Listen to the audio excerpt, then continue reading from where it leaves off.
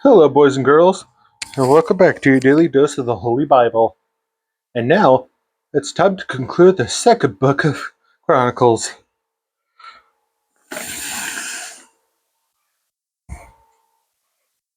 Jehoahaz becomes king of Judah.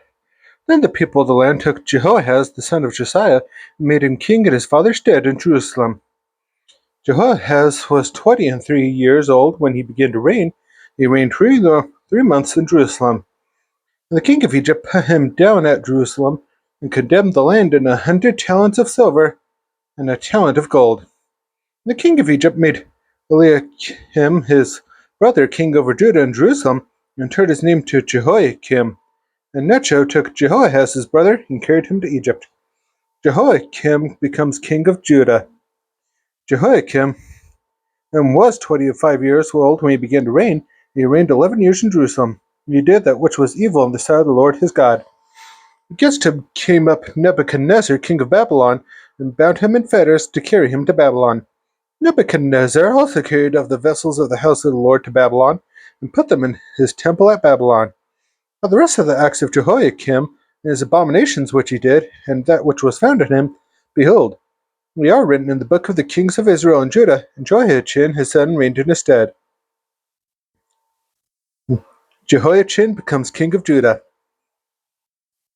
Jehoiachin was 8 years old when he began to reign, and he reigned 3 months and 10 days in Jerusalem, and he did that which was evil in the sight of the Lord. When the years expired, King Nebuchadnezzar sent and brought him to Babylon with the goodly vessels of the house of the Lord, and made Zedekiah his brother king over Judah and Jerusalem. Zedekiah becomes king of Judah.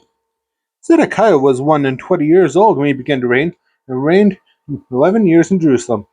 And he did that which was evil in the sight of the Lord his God, and humbled not himself before Jeremiah the prophet, speaking from the mouth of the Lord.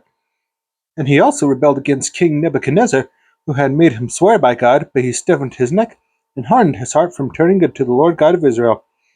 Moreover, all the chief of the priests and the people transgressed very much after all the abominations of the heathen, and polluted the house of the Lord which he had hallowed to Jerusalem. And the Lord God of their fathers sent to them by his messengers, rising up betimes and sending, because he had compassion on his people and on his dwelling place. But they mocked the messengers of God, and despised his words, and misused his prophets, until the wrath of the Lord arose against his people, till there was no remedy. Therefore he brought upon them the king of the Chaldees, who slew the young men with the sword in the house of their sanctuary, had no compassion upon young man or maiden, old man, or him that stooped for age. He gave them all into his hand. And all the vessels of the house of God, great and small, and the treasures of the house of the Lord, and the treasures of the king, and of his princes, all these he brought to Babylon. And they burned the house of God, and brake down the wall of Jerusalem, and burned all the palaces thereof with fire, and destroyed all the goodly vessels thereof. And them that had escaped from the sword carried he away to Babylon, where they were servants to him and his sons until the reign of the kingdom of Persia, to fulfill the word of the Lord by the mouth of Jeremiah, until the land had enjoyed her Sabbaths, for as long as she lay desolate she kept Sabbath, to fulfill 70 years. Cyrus of Persia allows the Jews to return to their land.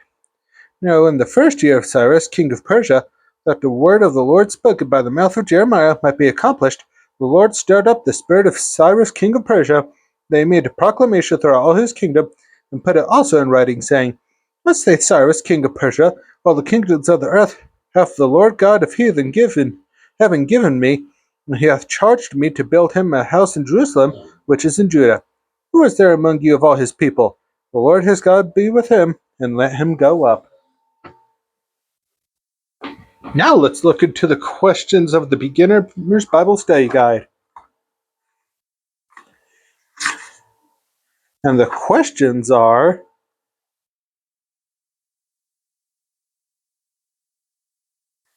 try to imagine yourself in Solomon's position in 1:7, where God lets you ask for anything you desire. What would be your request? At the end of 2 Chronicles, Jerusalem falls and the Israelites are banished for another 70 years. It was a devastating blow. What have the difficult experiences in your life taught you about faith and resilience? Leave your answers to the questions down below in the comments. And that concludes the second book of Chronicles. and today's daily dose of the Holy Bible.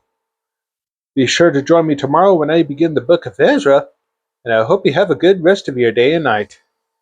See you next time.